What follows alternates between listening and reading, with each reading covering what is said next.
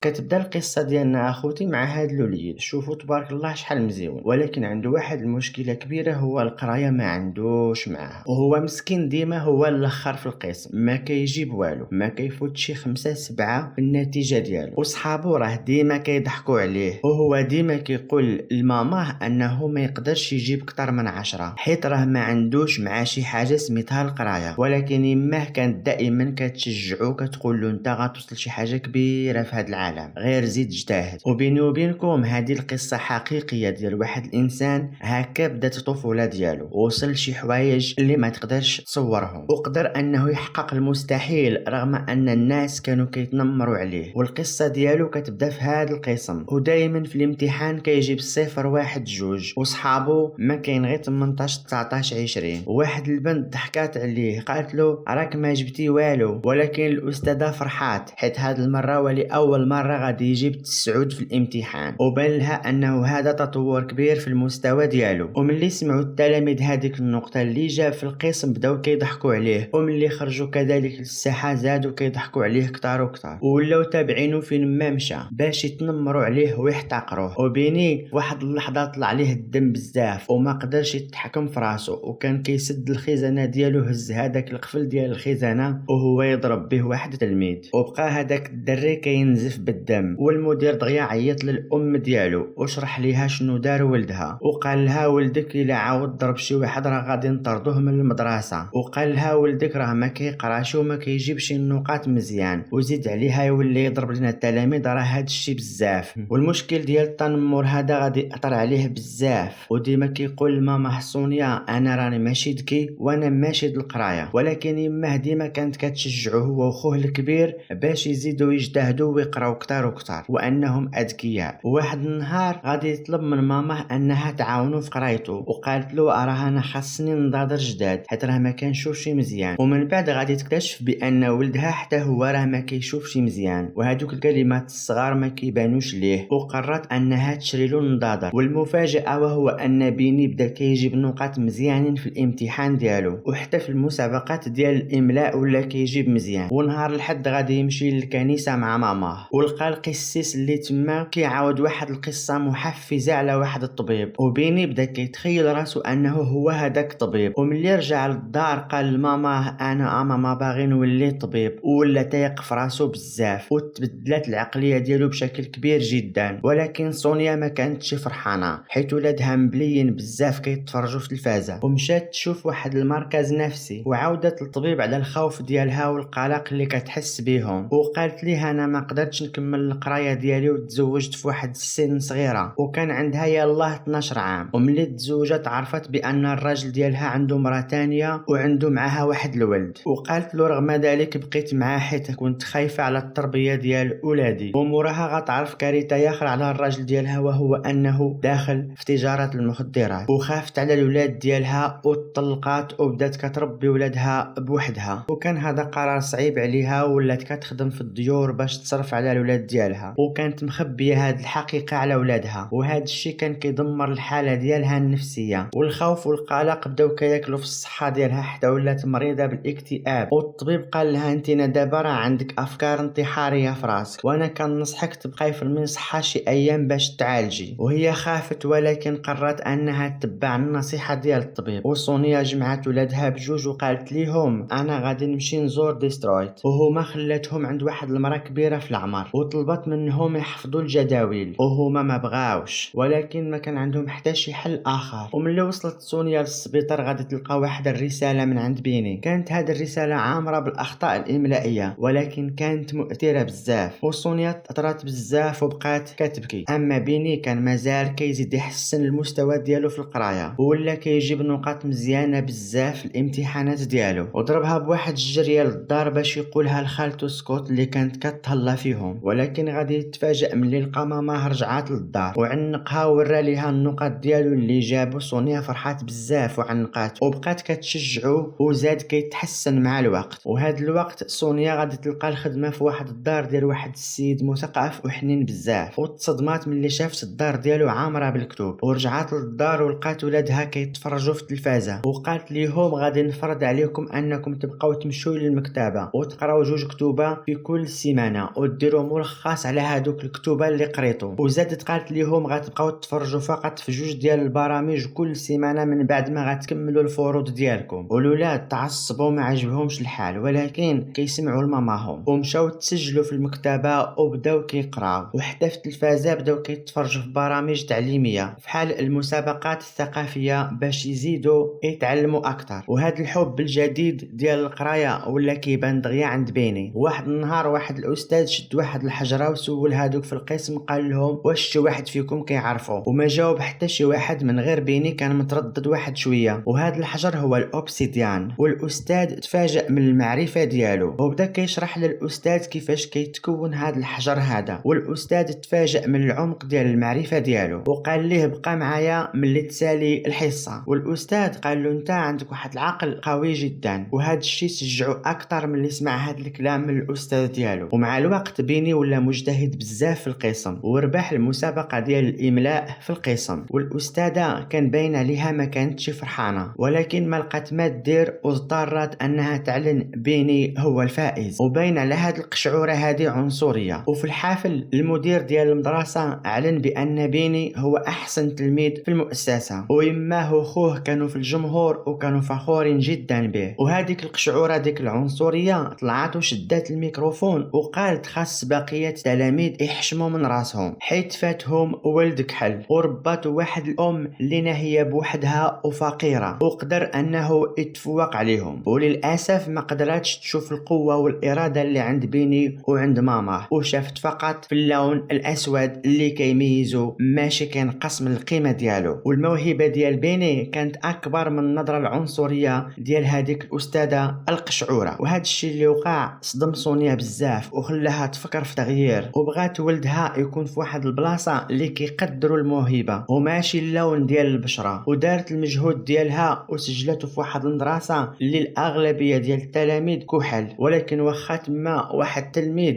تنمر على بيني من هذاك اللباس القديم ديالو، وبيني غادي يجاوبوا بنفس الطريقه ديالو ومن بعد غادي يوليو صحاب. هذاك التلميذ كانت عنده الطاقه الزائده وكيلبس مزيان ودايما ناشط. وبيني بدا كيحس بالنقص وبدا كيطلب من يماه تعطيه فلوس باش يشري حوايج جداد، ولكن يماه ما كانش عندها الفلوس، وبصعوبه قدرت توفر شويه د الفلوس وشرات ليه واحد السروال جديد. ولكن بيني ما عجبوش هذاك السروال حيت كان باين عليه قديم، وبدا كيتخاصم مع يماه وقال لها انا باغي الحوايج بحال الحوايج ديال صاحبي. ولكن الام ديالو ما عجبهاش الحال وقالت ليه الناس اللي كيتبعوا الموضه كيكونوا خاويين من الداخل. وبصراحه راه عندها الحق. وبيني تعصب بزاف، وبيني هز واحد المطرقه اللي كتصلح به مشرجم ومشى ليها بغى يضربها. ولحسن الحظ خوه تدخل وشد، ومن نهار تصاحب مع هاد خونا هذا بيني تبدل ودا عند واحد العصابه وتما شرا واحد الموس. وفي داك النهار هذاك صاحبه بدا كيعايرو وكينقص من قيمته، وبيني ما تحكمش في راسو شد هذاك الموس وهو يضربه. ولحسن الحظ الموس تهرس وما وقع ليه والو، وبيني خاف وهرب من المدرسه. وهذا الشيء اللي وقع كان مزيان ليه حيت خلاهم يتفارقوا وتعلم واحد درس كبير، وهو انه خاصو يبقى يتحكم في الغضب ديالو. ودازو سنوات وسنوات وبيني مشات تسجل في اشهر جامعه في العالم واللي سميتها يال يونيفرسيتي. وبيني دخل بواحد المنحه دراسيه وغادي تلاقى تما مع واحد البنت سميتها كاندي، وهو كان مقلق على المستقبل ديالو وما كانوش كيعجبوه المحاضرات وما كيبغيش يحضر الحصص، ولقى واحد الصعوبه باش يولف الحياه في الجامعه. وكاندي بدات كتعاونو وكتقول له تقدر تقرا غير في الدار بلا ما تحتاج تجي تحضر للمحاضرات. وهذا الشيء هو اللي دار، بدا كيقرا الليل والنهار بوحده. ولكن من بين جميع المواد الكيمياء كانت هي اصعب حاجه عنده، وبدا كيخدمها بزاف حتى ولا كيتخيل الاستاذ كيعطيه لي فورمول في السبوره. والمجهود اللي دار خلاه يجيب مزيان في الامتحانات. ومن بعد قرر انه يولي طبيب جراح في الاعصاب، وقدم الترشيح ديالو